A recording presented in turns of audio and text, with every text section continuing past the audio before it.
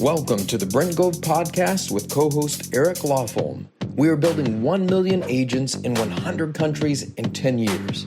Now, here's your host, Brent Gove.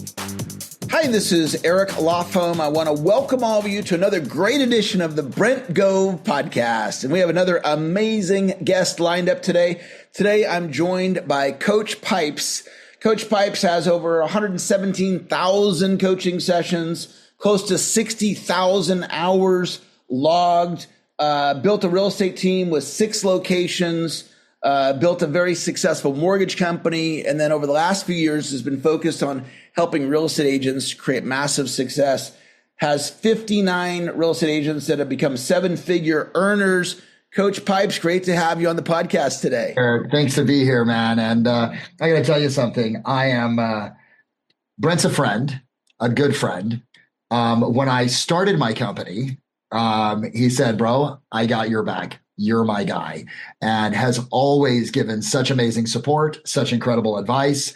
In the heart of who Brent is, which is the biggest heart of anyone I've known, has been so actively involved in our success. And I just want to start off by saying how grateful I am for him and James and everything it is that they've done. Right, to help G3 and Coach Pipes, organization be able to be where it is right now, man.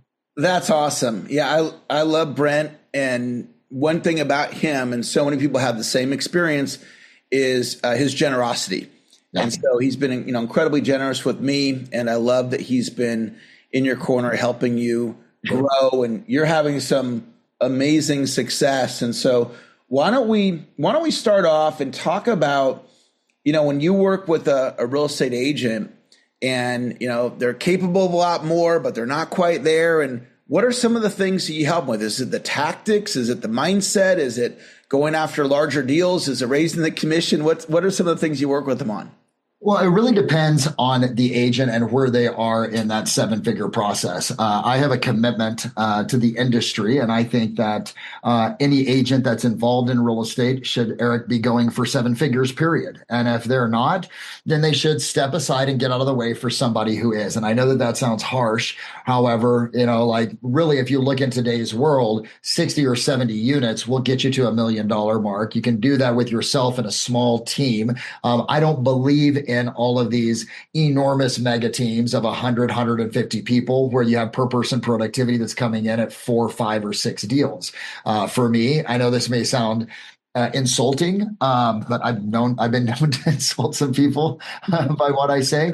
That's kinder care. You know what I mean? And I think it's a disservice to the agents that are relying upon the leaders to be able to help them live a life that is inspiring and fiscally, builds, allows them to be able to do the things they want to do. I've always said, people hear 7 figures and they think of it from a monetary standpoint, but really it's a measure of excellence, right? And, when I get someone, first thing I have to work with them on is the belief that they have an ability to be able to do this in the first place, right? Because I'll stand in a room of 500 to 1,000 people. I say, how many of you believe that in the next 2 to 3 years, if you really put your nose down, you got systemic in terms of your approach, you got aggressive in terms of your disciplines, that you could actually cross that $1 million mark in 24 to 36 months. And even though hands go up, body language and physiology is 55% of communication. I can watch their body language and I watch them shrink even though their hands go up, or watch their face have doubt, etc.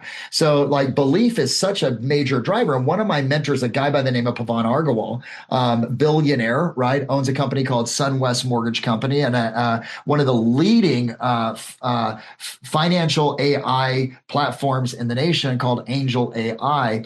He said, Bill, the big challenge that when you're talking to these people is they don't believe that they can do it, right? And I've always said, if one person can do it, if another person gets the right strategy and surrenders to that strategy, they can get there too.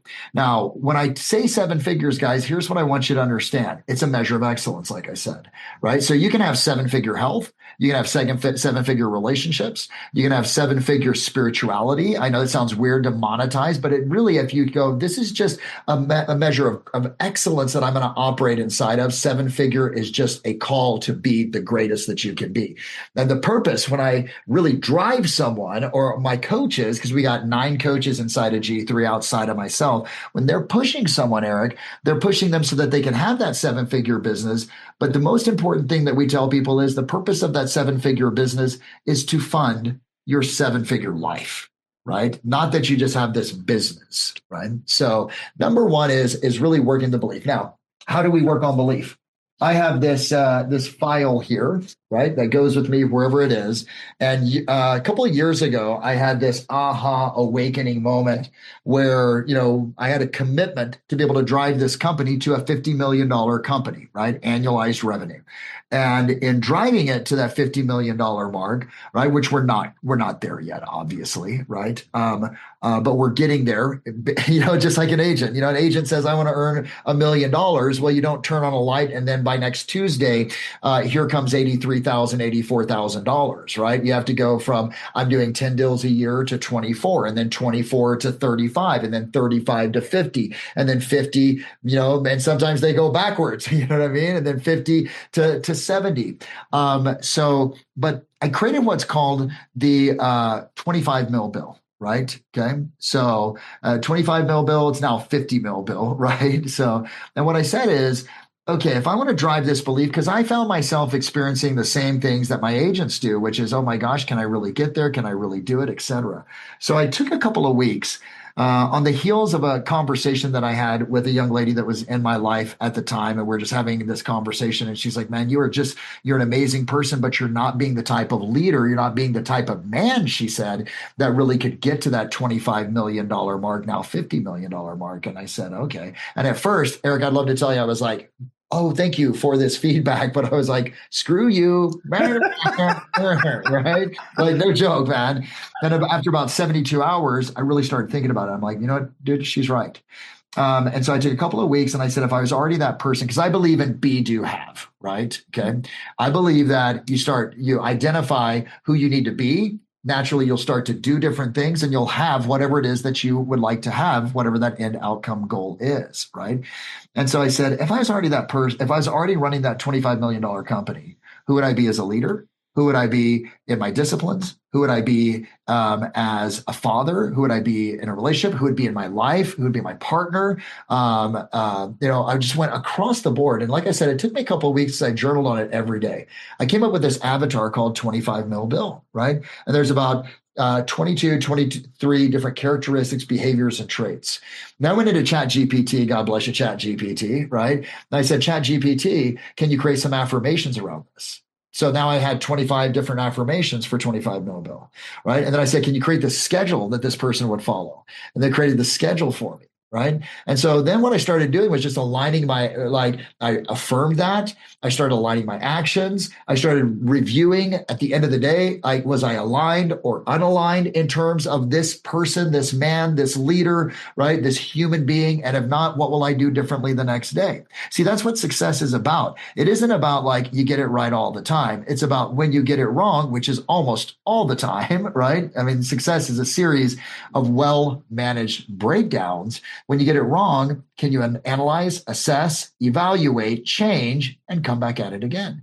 So that belief process of the avatar, right? I call it your 7-figure avatar, is something that we work on even before we work on the skills, even before we work on the business plan, even before we work on the disciplines that somebody needs to have. We say, you got to get clarity and vision around who you are, what you're building, and who you need to become, right? And then you need to focus on that every single day so that you just tweak by tweak, change by change, bit by bit, decision by decision, action by action, that you're aligning more and more to that. Then eventually the business, the money, everything begins to show up. I love that. Now, when you said 25 mil bill, was the bill part for your name?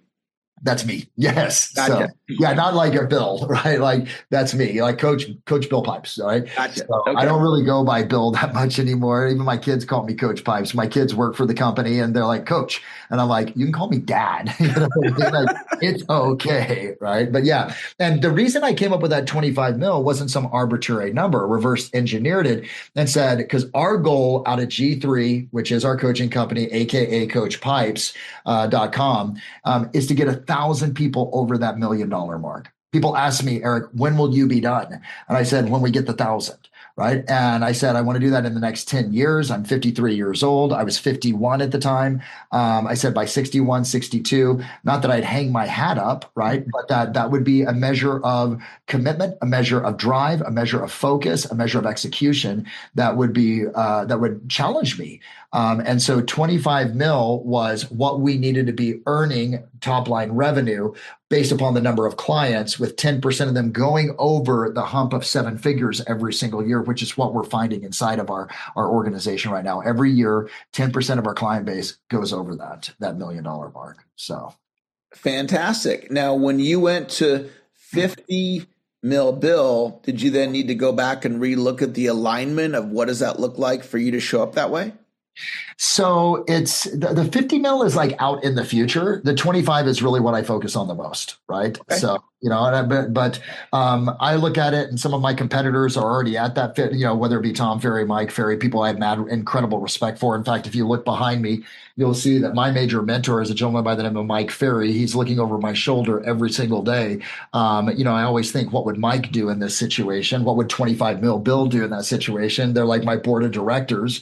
They help me make decisions, right? Even though I don't talk to Mike on a regular basis, right? I think he's 81 years old. I got to see him at a superstar retreat.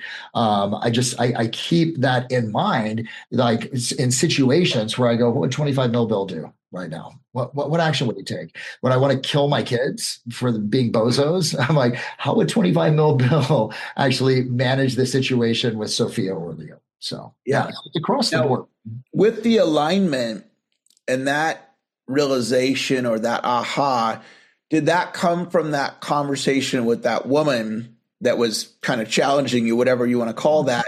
Were you already in the mindset of alignment before that, or did it just kind of evolve out of that conversation? No, what's interesting is I was doing well, right? But I was not being the level that I needed to be. And I think that's one of the big challenges. And I have this thought that complacency kills growth, right? And we were on pro forma for the business. And it's much like all of probably your audience that's listening. When we get going well and things are going good, we have a tendency to take our foot off of the actions, activities, strategies, processes, systems, disciplines that are necessary for us to go to the next level. And I've always said this, your standards, which are disciplines, rituals, and routines. And you asked me, what is it that one of the first things that we work on? Well, obviously is the alignment, the understanding of who it is that you need to become, right? As a human being, as a leader, as a salesperson. But then the first thing that we always attack is this idea of choice management. People always, Eric, talk about time management. And that's a bunch of BS, because time is a measure itself. How do you measure a measure? You know what I mean? And what people really say when they say, oh, I have a time management problem or challenge, is really they're saying, I'm not making the right choices with the time that I have. So one of the first exercises that we do is say, what's your goal? And whatever that goal is that they have, let's say that the goal is $200,000 for a year. And you guys can all do this yourself. You take 200,000 and you divide it by 2,080.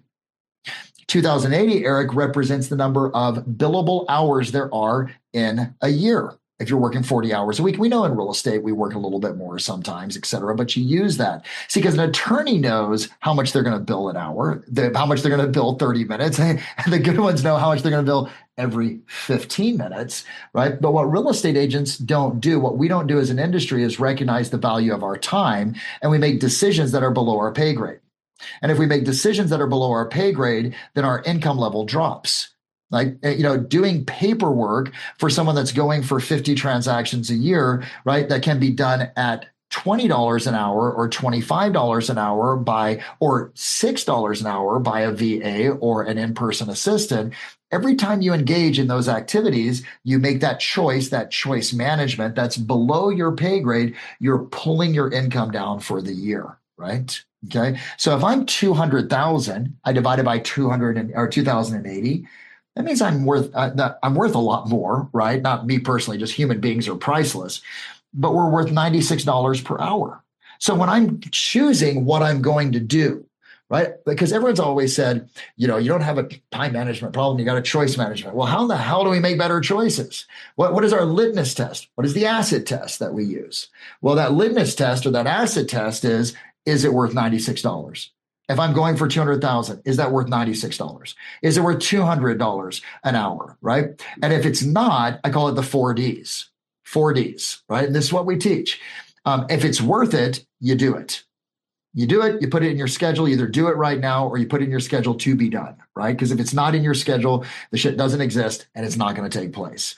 Number two is if it's below that pay grade and it needs to be done, it's urgent, it's important, I'm going to delegate it. And if I don't have someone to delegate it to, then I'm going to the third D is I'll delay it. Right? I'll delay it to a later time. I'll put it in the schedule for a later time. Or number four is if I can, I'll delete it altogether. Netflix, movies, social media, a bunch of the crap that we pull, talking to, conversations that really don't drive the business. Well, I can just delete that completely out of the entire choice itself. Okay. So. Awesome. I love the conversation. I love the simplicity. It doesn't have to be complicated. You know what I mean? What you're up to. Yeah. I'm very much into alignment right now. And it's exactly what you're talking about, how I've been thinking lately. This is a new thing in just the last month and I get hey, we're going to help you get to 7 figures. Now let's align, your thinking. Mm-hmm. And, some people get into these limiting beliefs of, well, I don't know if I deserve it or if I'm worth it. But it's from what I'm hearing from you, that's not even the conversation. The conversation is, what do the thoughts need to be to align with the goal of becoming a 7-figure real estate agent? And I love your simplicity of the 1,000, you want to help 1,000 people. And if it doesn't, and Eric, if it doesn't align with that, our company simply doesn't do it. You know what I mean? Yeah. It's really easy for us to make a choice on that as well, too. And if you look at even the dollar per hour conversation, if it doesn't align with that income level, then you have to figure out that. And people go, well, I don't have anyone to delegate it to. Awesome. Get your ass on the phone, prospect for 3 hours a day, do it for 90 days. You'll make enough money that you can hire someone. And with VAs now, whether it be Sphere Rocket, Voove, any of these other wonderful companies that are out there, there's no reason for an agent not to have an assistant, right? You can get a VA for $4 to $6 an hour. That's $6 an hour, 40 hours a week. That's $1,000. Man, agents piss that away, on stupid stuff instead of having the support that they need so that they can go do, as I learned from Mike years ago, prospect, follow up, 4 things: prospect, follow up on leads, negotiate contracts, and go on appointments. You know what I mean? Yeah. And everything else should be offset to somebody else. And it's just simple. It's really simple, and we have a tendency to complicate it, to make it really obtrusive for us to be able to get into when success isn't. And now I want to jump on something because you said something that I think is really interesting. People have doubt, even people who you look at. When I say you, not you necessarily, Eric, but everyone that's listening to this, at the top. Brent Gove has doubts, fears, concerns, etc. You know what I mean? I'm sure Glenn Sanford had fears, doubts, concerns. We go through all of these individuals that accomplished amazing things, but it didn't stop them. And here's one of the key things. If we really look at the key characteristics, behaviors, and traits of seven-figure earners. And I've spent 31 years now really codifying this. In fact, this year, I'm really proud of this in my own personal coaching clients. They're pacing about 4.175 million. I got about 21 of them that I still personally coach. They obviously have bigger teams, but they don't have 100 people. The maximum that someone that I coach has is about 51 different team members, who is Colton Whitney down in Huntington Beach, California, right? When you look at even these really great producers, these great leaders, these great individuals, it's not that they don't have fear. It's that they have a different relationship to fear than everybody else. See, what I've always recognized is that people, their fear is about failure. What if I do this and it doesn't work? What if I make the call and I get hung up on? What if I approach the man or the woman, right, and they shut me down? What if I use this food program and I don't lose the weight? People are just afraid of failure.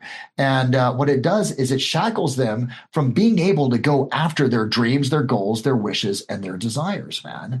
And so, I got the chance to spend some time with an amazing man multiple times when I was with Tom Ferry. His name is Tim Grover. Tim Grover wrote 2 books, which I highly recommend. One is called Relentless and the other one is called Winning. As you can see, if you're listening, you can't see this, but if you're watching this, you'll see in the background, I have a robust library, because I learned a long time ago that normal human beings have big TVs, right? And extraordinary individuals have big libraries, right? Someone said that to me and I'm like, I'm going to be an avid reader. I'm going to be an avid learner. I'm never going to stop, right? But anyway, so Tim Grover was Michael Jordan's personal trainer. Super interesting story. He had just graduated college, was starting his program to work with high-level athletes, sent letters to everybody in the Chicago Bulls, except for one person. He said, I'm not going to send it to Michael Jordan, Eric, because he's not going to respond, whatever. And guess who the only person from the Chicago Bulls that responded was? Michael Jordan. Michael Jordan. That's greatness. See, because the people who are great are always looking for that competitive edge. They're always looking for something that they can do, someone that they can bring on, a coach that they can actually acquire, or coaches, to be able to actually give them or truncate the growth curve. That's what a coach does, right? Sure, we hold people accountable and we give them strategy, but ultimately what we're doing is truncating the growth curve, getting someone that would get there anyway faster, right? Okay. So talking to Grover, I said, man, what? And he worked with Kobe Bryant, Dwayne Wade, Michael Jordan, obviously. And I said, what is the big difference, dude, between the Jordans and the Bryants and all that? He goes, it's really simple, Bill. We're having lunch. He said, what do you do when you get knocked down? What's the obvious answer? Get up. You get right back up. That's what I said. He goes, nope, that's wrong. He goes, here's what the greats do, right? He said, because the greats have a different relationship to failure. He said, when the greats get knocked down, when Kobe, Michael, Wade, all the rest of these guys get knocked down, they stay down for a little bit. I go, really? They stay down? What do you mean? He goes, they stay down and they go, first of all, they take responsibility, because there's 4, I call these the Jordan failure questions. How am I responsible? This is what you ask yourself. How am I responsible? What did I do to create this? What did I do or not do in some cases? Number 3 was, what is the lesson I'm meant to learn in this failure? Because all failure is a lesson wrapped up in a really crappy, like wrapping paper, right? You just got to get it open. And then number 4, so how am I responsible? You can't change if you don't take responsibility. What did I do or not do that actually created this? What is the lesson? And what will I change so that this never happens again, right? Okay. And so when you do that, you begin to actually embrace failure, put yourself in situations where you're not afraid of it, because you recognize that failure is the greatest feedback that you can get to be able to actually move forward, period. Awesome. I love that. I love that. I love the conversation and your mastery of success and simplicity and principles. And, I'm a very serious student of success. I'm really enjoying what you're sharing with me and with the audience today. Well, thank you for having me on. Absolutely. I will say one more thing too, right? We obviously spent a lot of time on sort of the mental side. I mean, that's what this whole conversation has seemed to turn into. Yeah. I will say there are 3 pieces to a highly successful real estate agent's business. Number one is skills. You have to, in today's world, be highly skilled, right? And skills are conversations, they're dialogues, techniques that, Eric, do one thing. They connect you with another human being. That's what a script does. It removes you having to worry about what you're going to say next so that you can actually put the focus and the attention on the client or the consumer, right? And then there's the second, I call them the three S's. So there's skills, right? And that's why anyone that we coach, we're like, dude, you owe us 30 minutes of role play, whether that's with a human being or with Maverick or Shiloh or whatever system you're going to use, AI. But you cannot look. Using Jordan again as an example, because I do love him. I think he's one of the greatest, if not the greatest athlete in the modern era. Jordan wasn't just known for the way he played. What really separated him was two things. Number one, he was one of the best fundamental players out there. If you really watch him, the way he boxes out, the way he actually moved on and off the ball, etc. But the main thing was the level and intensity of practice that he had, right? Talking to all athletes, I have some time spent with Marshall Faulk and Kofi Narte and some really great NFL players, and all of them said, man, like the practice, come Sunday, I said, like, what was your pregame ritual? They said there was none. The pregame ritual was the 6 days before. When you showed up on Sunday, it should be fun. When you show up on a listing presentation, when you're getting ready to prospect, that should be the fun part because you put the time, energy, and effort in to build your skills, right? So it's a dance. The second S is standards. And standards, and I want you to imagine these are three circles, right? All that connect in the middle. The second S, standards, are disciplines, rituals, and routines that are based upon your goal and are simply a non-negotiable, right? You're going to notice Brent Gove's standards are going to be different than somebody else's that's only looking to earn $100,000. Neither one is right or wrong. They're just utilizing appropriate standards based upon the level that they want their life to operate on. If you're going to sell 3 homes, 4 homes a year, Eric, you can show up to the office when you want, maybe make some calls. You don't really need to do your scripts. You can have much looser, lower standards, but your life, your business, the income level that you operate inside of will be dictated based upon the standards, right? And then the third S is strategy.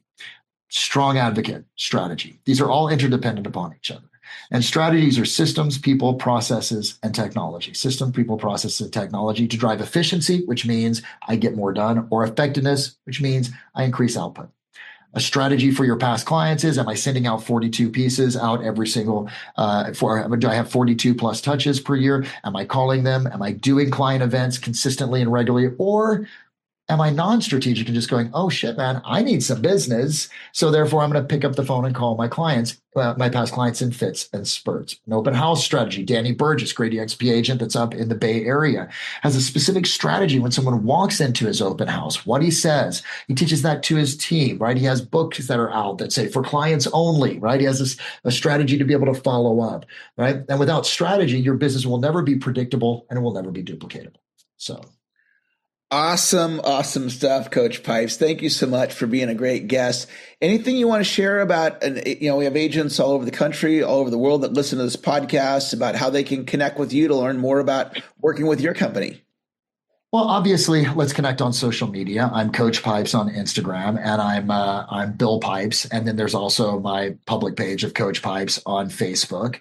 However, the easiest and simplest way for us to be able to show people what it is we do, of course, we do events throughout the course of the year. We have one coming up in LA at the beginning of October, or in just a couple of weeks, called L7. You can find that online at the L7 event. Now, I'm not sure when they'll be seeing this. But the easiest thing, and I said, I want to bring, because our coaching isn't for everyone. I'll tell you that, Eric. Our coaching is designed for people that are going to treat this like a business, that really want to go to that 7-figure mark. And because of that, we've remained smaller by choice, right? Okay.